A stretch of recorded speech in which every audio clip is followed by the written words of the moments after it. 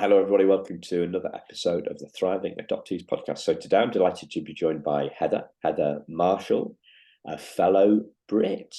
I guess have you got dual nationality? I've got dual, yeah. Yes.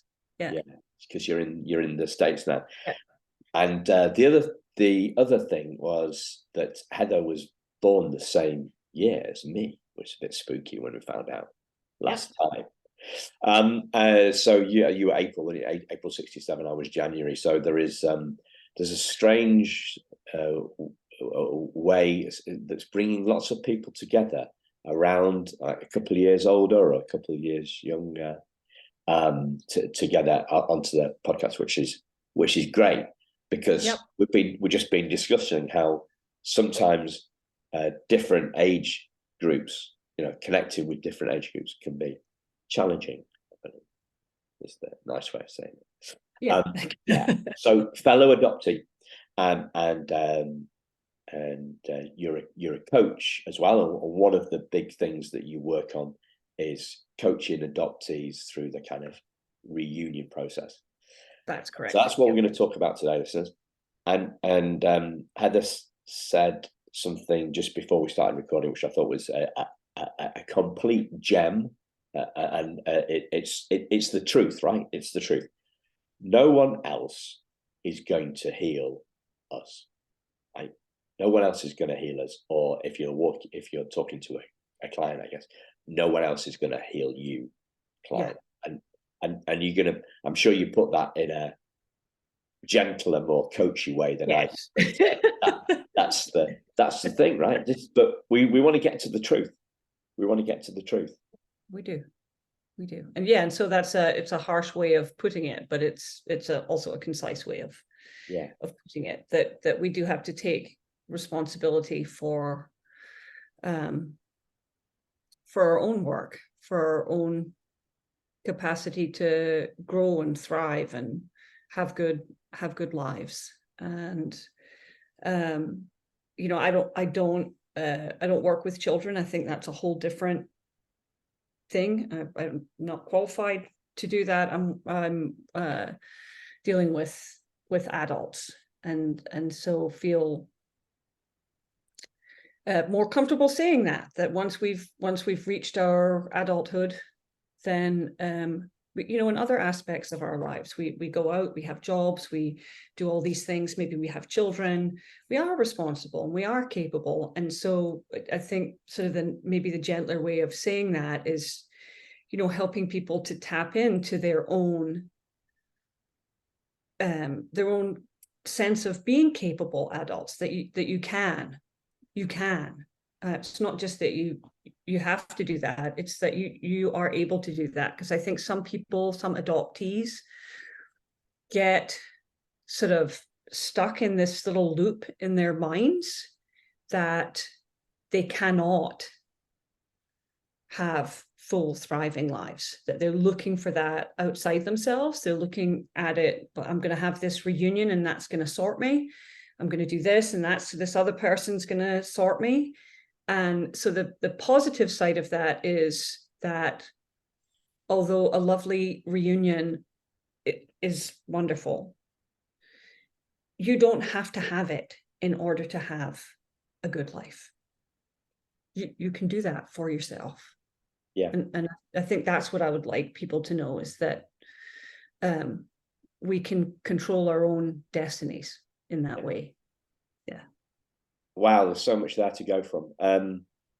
First thing, I guess, to me, it's part of a bigger societal thing in the West, about our own capabilities, I think.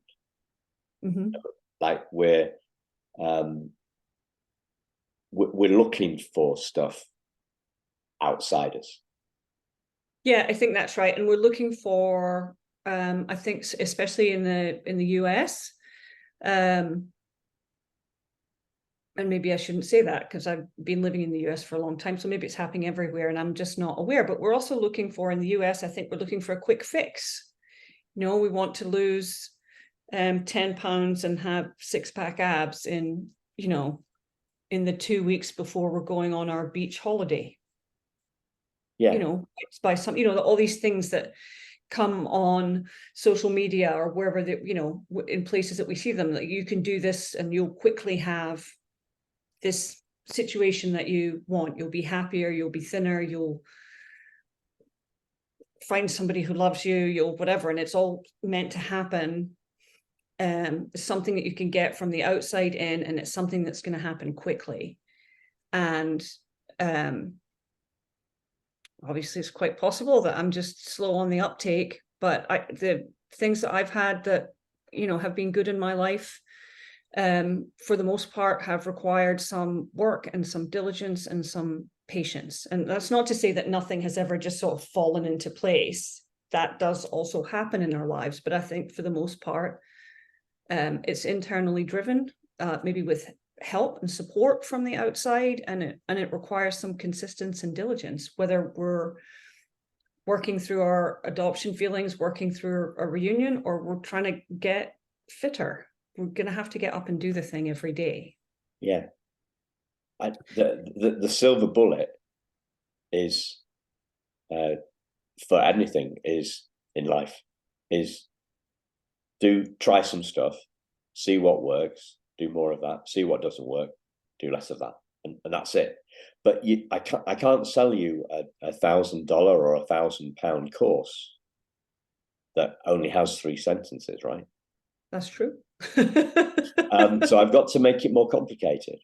I've got to make it more complicated. I've got to tell you that the steps are I know the steps. I've got to, first off, I've got to reflect your impatience back to you and say that I'm going to solve this stuff for you, and it's going to be quick and it's going to be painless. And then I have to tell you that I found the secret to that, and then I have to persuade you to that. And then you might spend time and money with me. That's the kind of the way. That's the way that we are sold, and we are very impatient because we can get that book the same day on Amazon, can't we? Then, if we order. Yeah, we can, and I think it's very human. I think it's understandable. Who wouldn't, if that were really the thing? Who wouldn't want to have all the things in 5 minutes? I mean, I would love to believe that, and I would love it to happen to people, but my own experience in my life is that tends to not be the way. That my life has not fallen into place because of 10 easy steps I found somewhere. I've found good advice on the internet, and in other places, but for the most part, anything substantive has taken longer than 10 quick steps.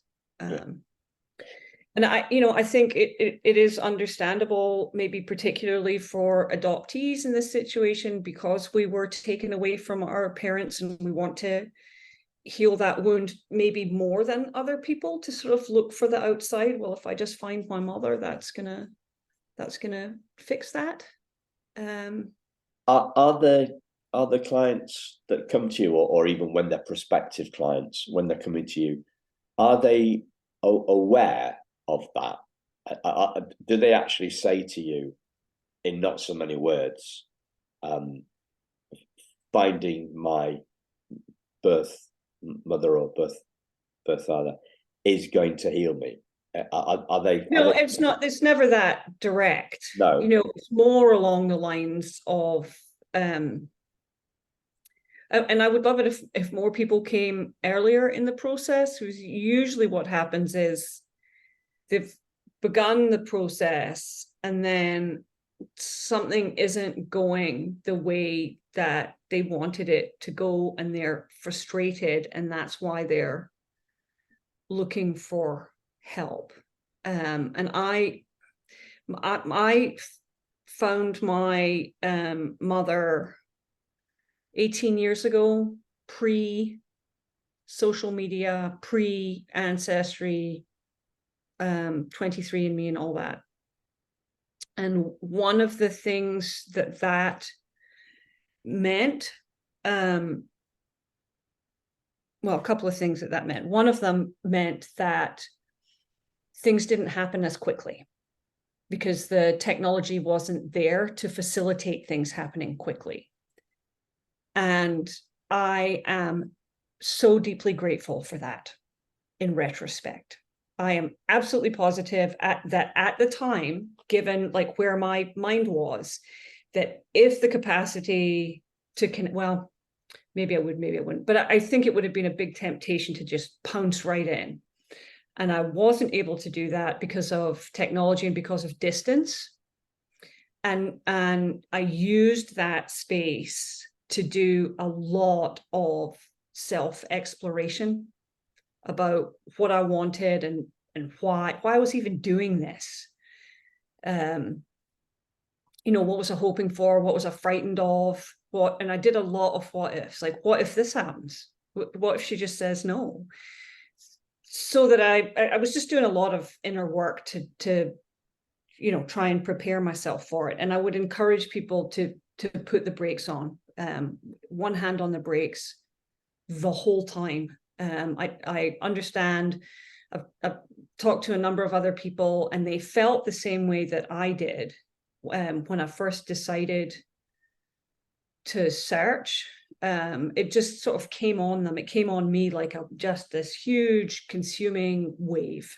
Like, this is it. I'm doing it. I'm going in. And so there's the impulse, I think, to just jump right in at the deep end, and all the technology is there to do exactly that now. And I would encourage people to keep a hand on the brakes and make sure you're doing your own inner work, and sure, get the validation that you need, but also make sure you're connected with you. That you're not sort of mindlessly following other people's advice, you know. I used to run distance, and the first time I ever ran a marathon, one of my friends said, who had previously run a marathon, he said, when you tell people you're going to run a marathon, he said, people are going to come out of the woodwork who have run a marathon, and they are going to tell you adamantly that you must do this and you must do that and you must avoid the next thing. And he said, listen to them all. Fine. And then make sure that before or as you implement those, you are checking in with your own body. And you're doing what your body needs, because it doesn't need the same thing as everybody else's. And I would say the same thing to people who are on that reunion journey. Sure, go and look at all the people on Instagram and listen to the podcast and read the books and all of that. But make sure as you take each step that you're checking in with how it feels to you in the moment. Yeah. You know, there's not one right. The only right way to do this is what is resonant with you as an individual, and it could be completely the opposite to what somebody else does. Yeah. I want to go back to the question, because I don't think I asked it quite right. This no one else is going to Yeah. hear you. That and you said that adoptees don't say that to you. But Right. when you're reading between the lines, Yes. Is that to what extent do you feel, whilst reading between the lines, that that's what's going on for them? Is it like 20%? Is it, I don't know, just are you asking, so like, to what do I feel that like 80% of them is trying to is in that place where they're looking for somebody else to heal them? With the reunion, so people aren't Yes. going to say, people aren't going to say, yeah, well, actually, Heather, yeah, I need to find my birth mum, and because I've been thinking about this all my life, I've been worried about it all my life, I've been feeling abandoned all my life, and I know that this is going to heal me, and I know that I can't heal until I find her, and so it's a critical. So they don't say that, right? But to what extent, or what kind of proportion of people that come to you, reading between the lines are like that. Is there I think it's the majority of people on some level. But they might not be aware of it, right? But they might not be aware of it. So this is the point of a coach. Yeah, they're just thinking that I've had this hole in my life, and if I can go and reunite with my natural family, the hole will be filled, and I will be whole again. I've used that word in two different ways, but I will be complete, and then I will just sort of toddle off happily through my life. Yeah. And yeah, so I think that is a lot of what drives it. Yeah, I think for most people, whether they come admitting it or not, they feel the hole, and they want to fill it, and they think that this action will do just that. Because my own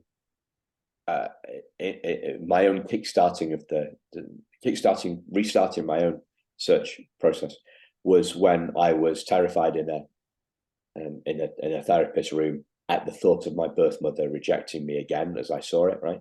And so I thought, I'm not gonna let this fear stop me. So it was a kind of angry, macho kind of blokey way that I was, that thing. I didn't think it was, but the counter to that is if you're believing that you need to reunite to heal, I'm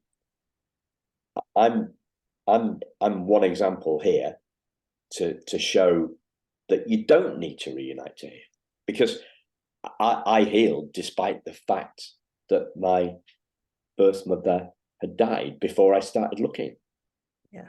In the letter that I found about the teddy bear was a monumental thing, and it was a monumental part of my healing. It wasn't the only part, but it was a big one. And people say, well, did you reunite? And I say, no. And they, oh, that must have been really bad. Well, looking back on it 8 years later, no, it wasn't, because if you don't need to put all your eggs. I put this. I did a post on this in the week.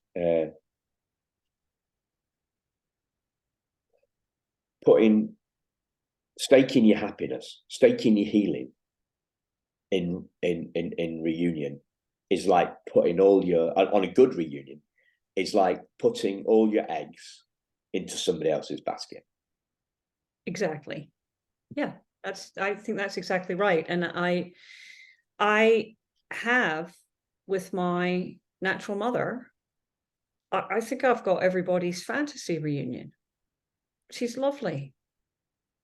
She's absolutely lovely. And it has been helpful to know her and be accepted by her. I'm not going to say that is not a part of my healing. And it didn't fix me. I had to do the work still. Healing is an inside job. It is an inside job, and I hope everyone, I know this doesn't happen, but I wish that everyone would have this lovely reunion that I have. It's not what happens, and even when it is what happens, you're still going to have to do your own work. And I understand there's also an emotional process that goes along with hearing that, where there might be people listening who are swearing at me as they're listening, saying, well, no, that's not fair, whatever that can't be right. And that's that's part of the process as well, when you just feeling those feelings, like maybe you're angry that I've said you're going to have to heal yourself, because you do want that reunion, that mother, that father, whoever, to come back. And that is completely understandable. So feel those feelings, and then let's move forward and see what we can do to recognize that we're adults and we are capable and we can heal ourselves. Yeah. And that if you go and you do get rejected, that's awful. And you can also heal from that. It's not the end. We're still breathing, still going. We can still have good lives. Yeah. So you talked about expectations and frustrations of people coming to you later in the process than you would like, and because they think, well, I don't need a coach until I don't need anybody else's help until I'm not getting what I want myself. You talked about somebody before we started recording about a client wanting you to, who was frustrated because her birth mother wasn't doing what she wanted, what the adoptee wanted to do. Can you tell us a little bit more about that? Yeah, I mean, she got in touch with me, and she said, in reunion, and I've had a positive response, and my mother and I are in communication, and I need your help because she won't do what I want her to do. And I sort of said, okay, so she won't do what you want her to do, and what is it that you would like from this, this relationship, hers and mine? What are you hoping for? And she said, well, I want you to tell me how to make her do what I want.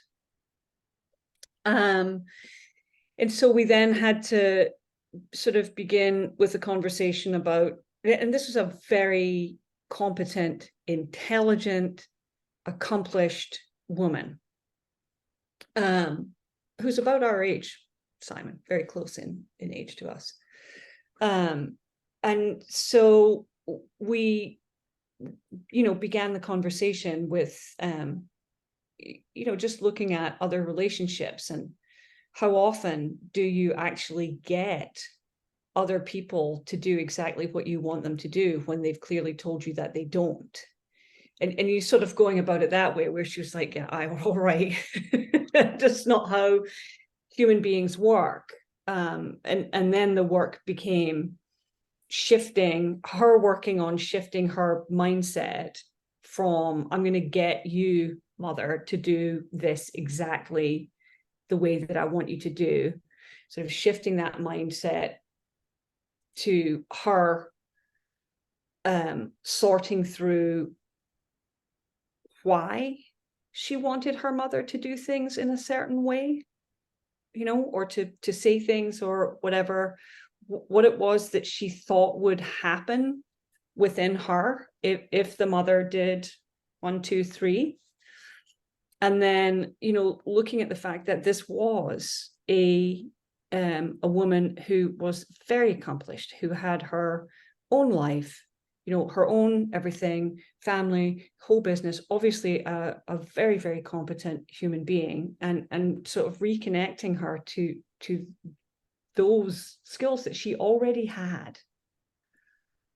She just sort of had this barrier that had come down that insisted that there's going to be a reunion, and my mother is going to call me X number of times a week, or do this or do these other things. I've had people who just come to, like, I've met my mother and she hasn't apologized to me, and I can't cope with it. How do I get an apology?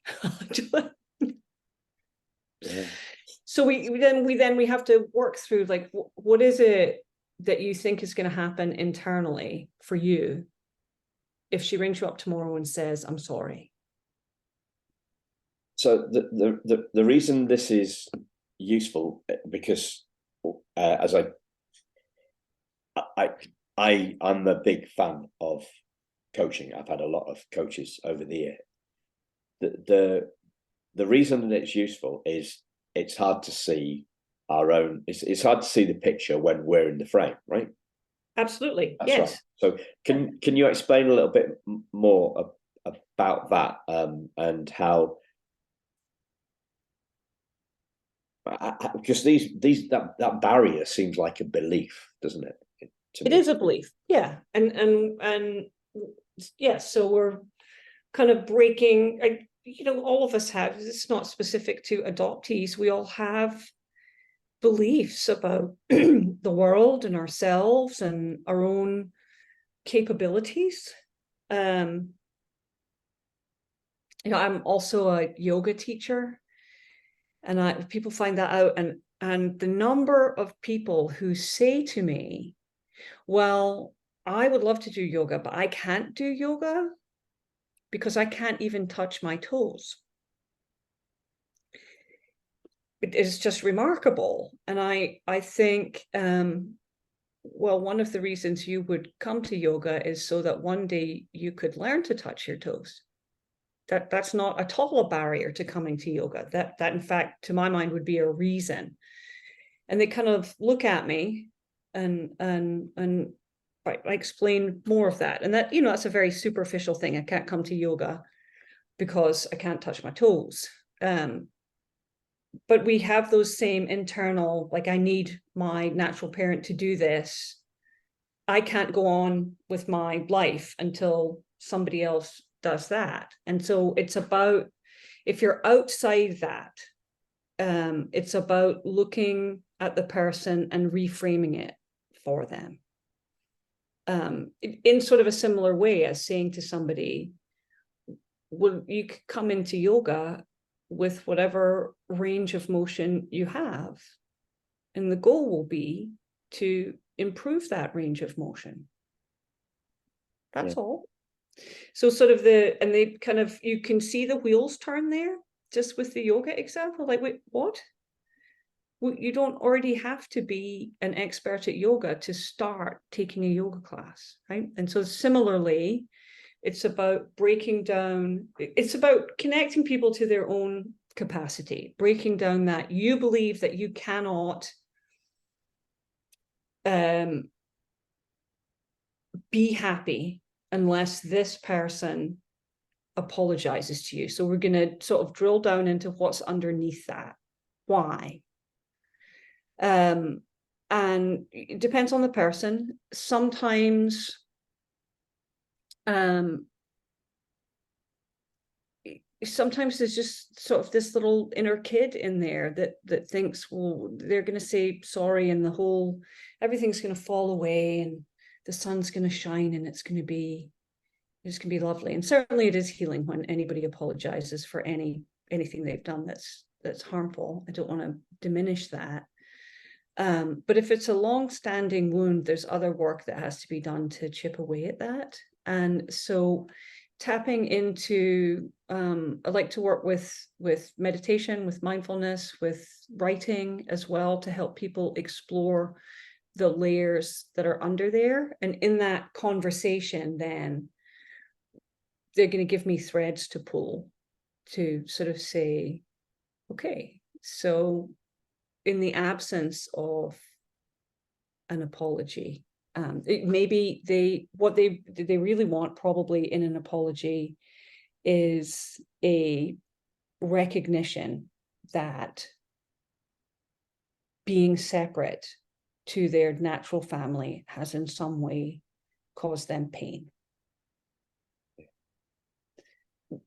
We can get that recognition in other ways that aren't an apology. Yeah. And we can also recognize that it's not usually one-sided pain. The parents, mothers and fathers, also have been in pain, and so they're dealing with things as well. And we can reframe to, be a bit more compassionate and understanding about that as well. So, and it's always easier to be the person outside the situation, because I don't have all the emotion tangled up in it. So I'm just looking at it from a much more intellectual level, distanced level, and that's always easier.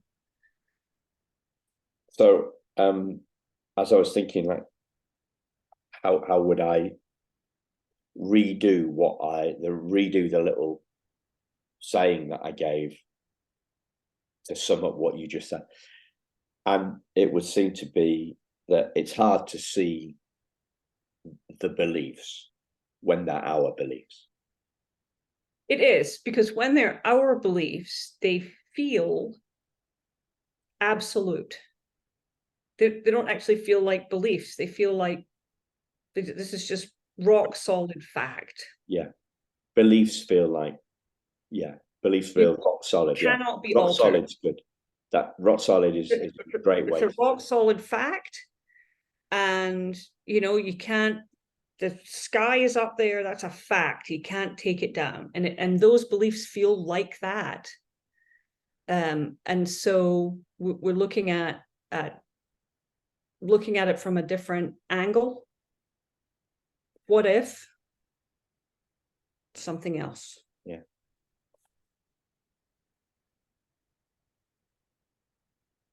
What if? Yeah. And maybe like in the instance of an apology, right? What if that never happens? What then?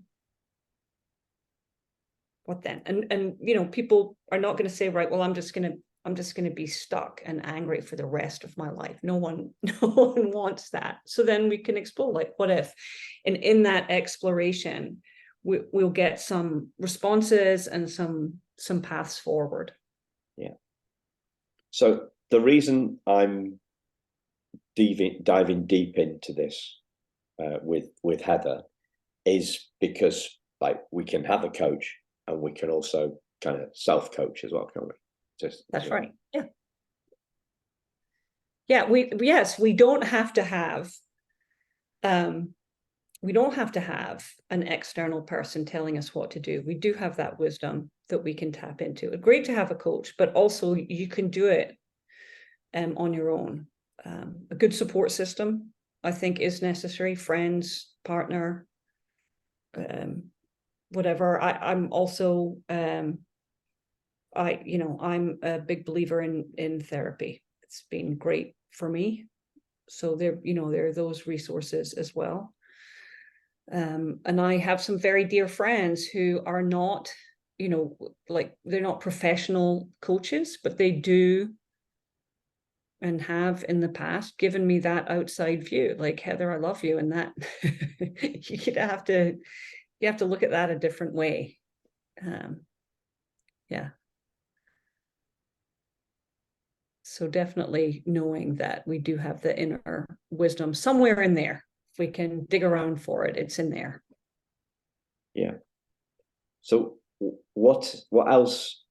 We've talked about these expectations. We've talked about beliefs. We've talked about our inner capacity. What else?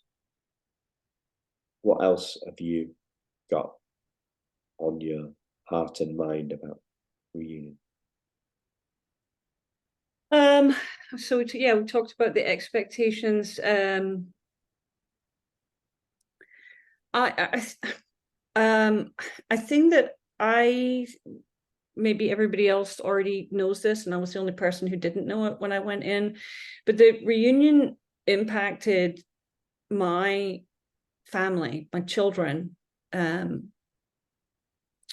more than I had prepared for. And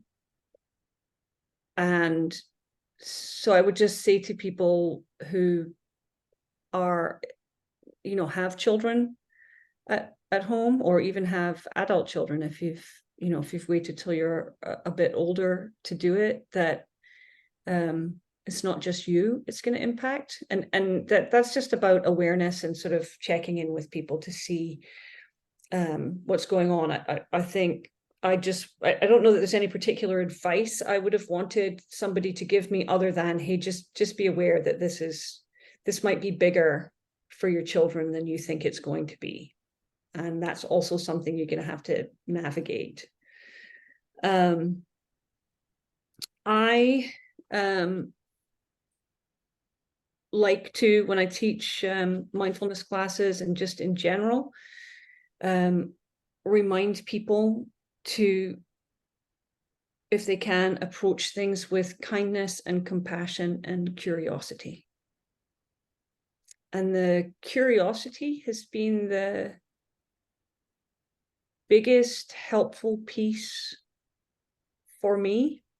If I can switch the gear from if I'm meeting with something that's frustrating, or someone isn't doing something the way that I want them to do it, instead of continuously just, I'm just going to hammer at this until they yield, taking a step back and being curious about what's going on with the other person, what's going on in the situation, what's going on with me that is making me feel determined that they have to do it my way. And with the curiosity, sort of having a sense of, I try to keep a good sense of humor about myself. And if I have that curiosity, I give myself lots of things to laugh about regularly. Like, yeah. Oh, is that what you were trying to do? Oh, that's pretty funny. That's not going to work. So if you can switch the gear to being curious, I think that helps so very many things.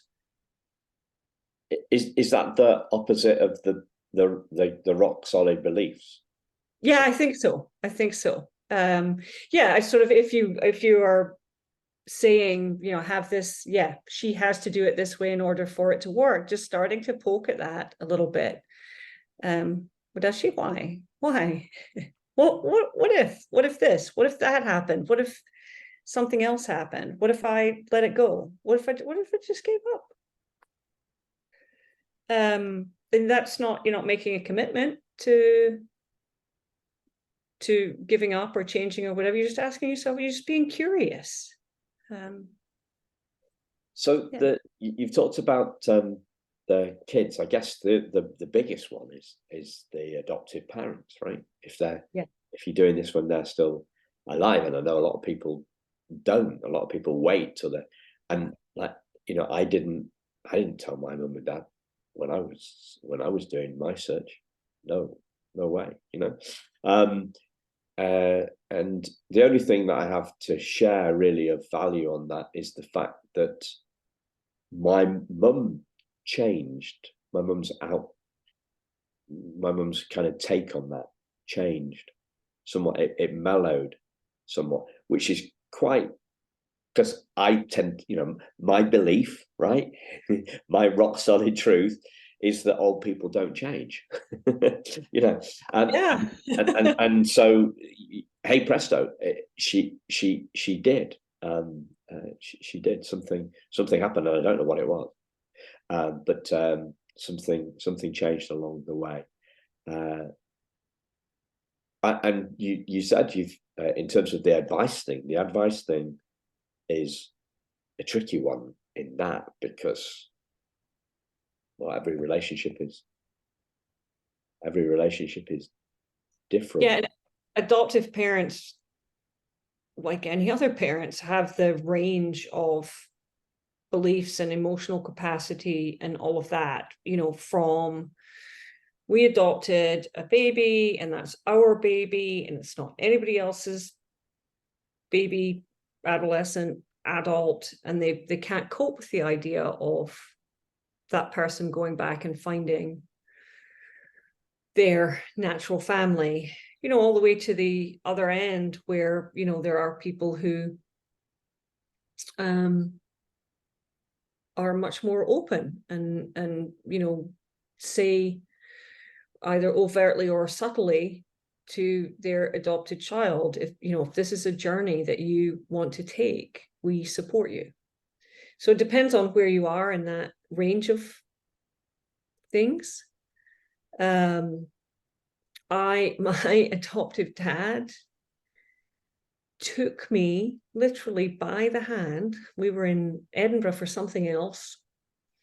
One day, I think my grandparents were there. Can't remember what we were doing, but we were there.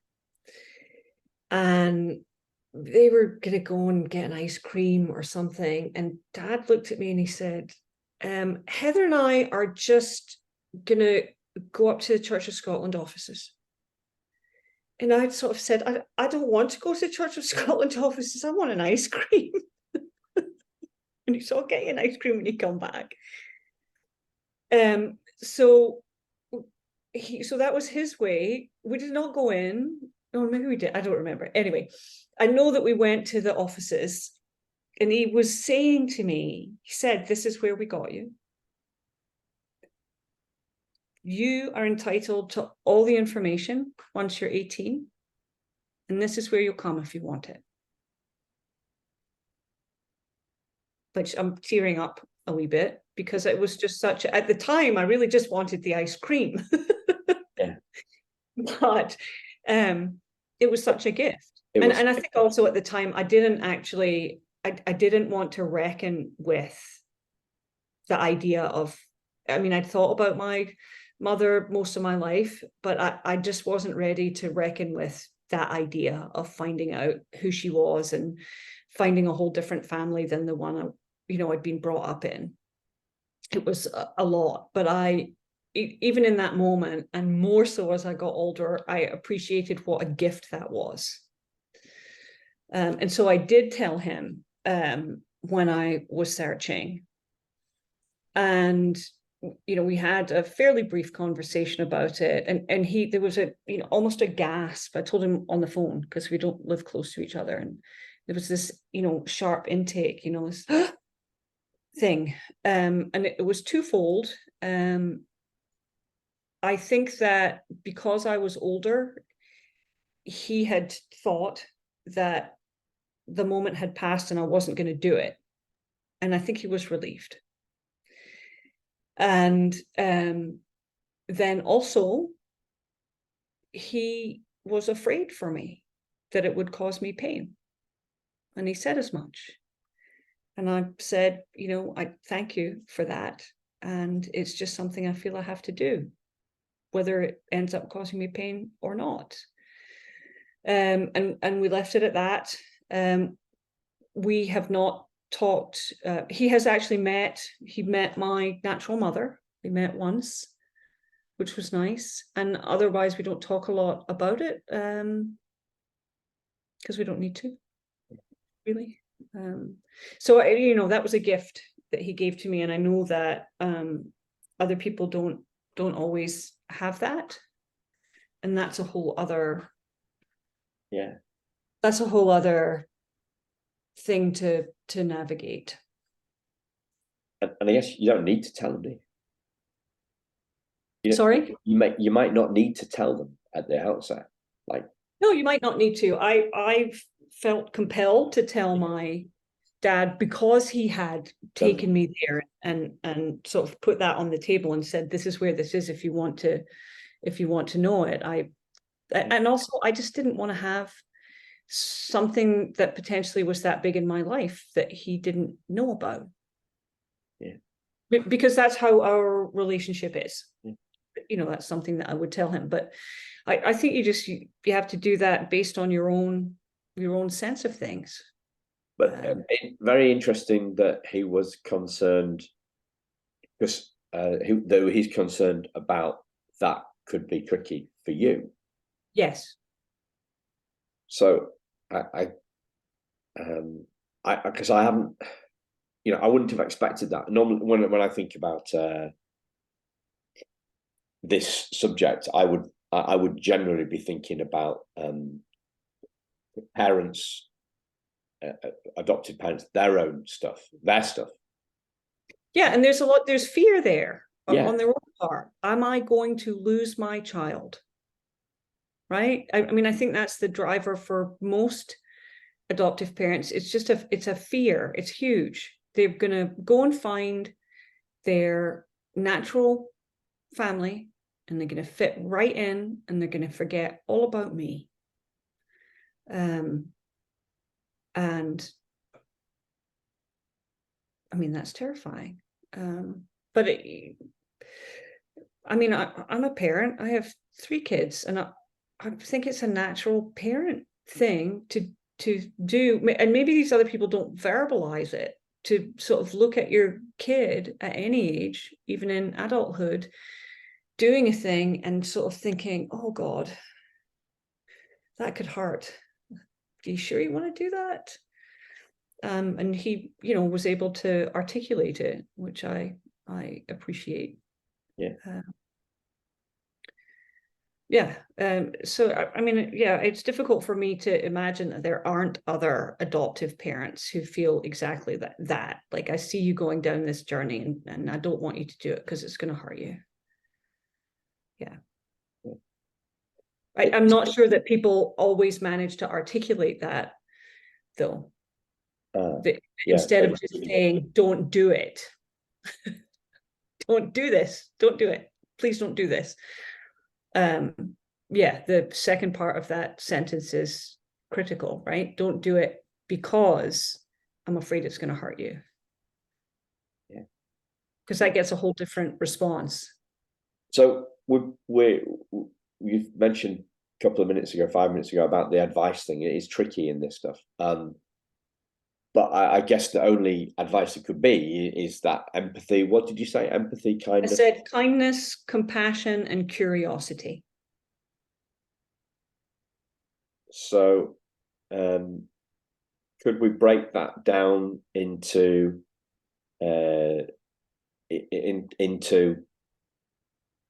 the looking at those from the adoptive parents' concern about the search? Do we need to do that, or am I over egging it? I mean, we can. Are you talking about like trying to put myself in the shoes of the adoptive parent? Well, yeah. Or more the adoptee trying to bring some kindness, compassion, and curiosity to their response to the adoptive parent? Yes. So it's what does kindness, compassion, and curiosity? So let me give you the starter, because the curiosity thing, based on my experience with my mum, the curiosity thing might be being curious because the parents' attitude may have changed, right? So that would be a curiosity thing.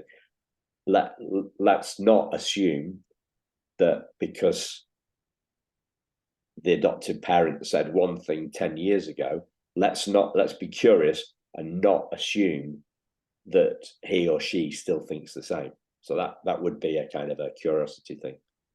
Yeah, exactly. It would. Or just, if the parent does have a certain belief, what's under that? What's that all about exactly? Because our belief systems it's not always obvious. If we start poking around to find out where people's beliefs come from, it can be revealing. Yeah. And then, just having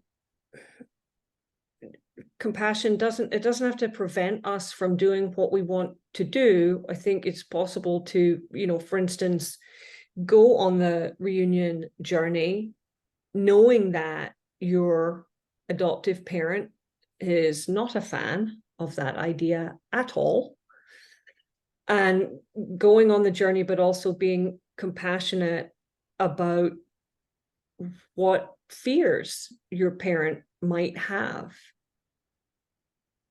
about what's going to happen to you or to them or to the relationship or all of that. And then when we're, dealing with each other, and, that can go into a decision to reveal that you're searching or that you're in reunion, or to not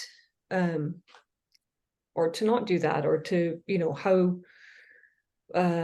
many details you share. For instance, even though I knew that my dad supported my journey, I wasn't going to call him up every week and say, let me tell you about this marvelous thing, that's happened with me and my mother.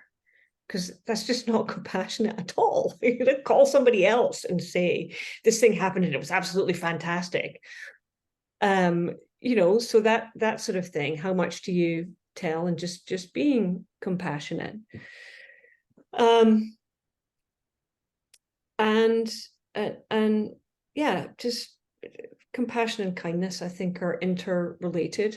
I would make a note on kindness, though, that kindness isn't always about doing the softest, fluffiest thing. You know, it's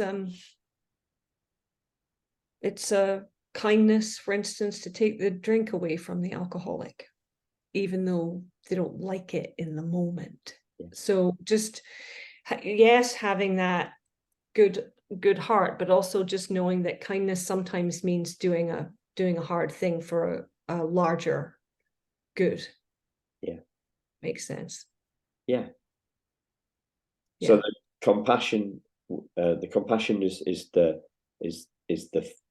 fear, and so when we're talking about the adopted, I think the curiosity gets you to the compassion, because the curiosity is poking around under what's happening and why it's happening, and the what you find when you've been curious, I think, facilitates the ability to be compassionate. So I've realized that you've got this hardline piece of business going on that's telling me that I shouldn't do this thing that I want to do, i.e. search/reunion.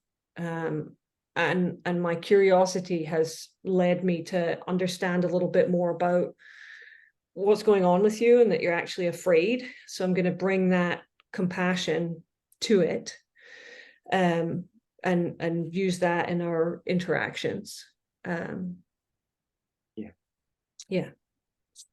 So, and by kindness, you mean? And so, you know, I think kindness can take a lot of, you know, I think that's just sort of, it's a, you know, the golden rule thing: do unto others as you would have them do unto you.